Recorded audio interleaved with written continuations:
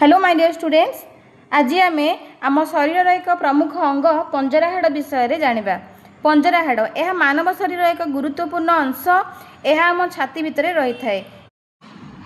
यह आम आगपटर थिबा छातीर हाड़ एवं पछपटे थिबा मेरुदंड सहित संयुक्त। एथिरे समुदाय 12 जोड़ा हाड़ अथवा 24 खंड हाड़ रही।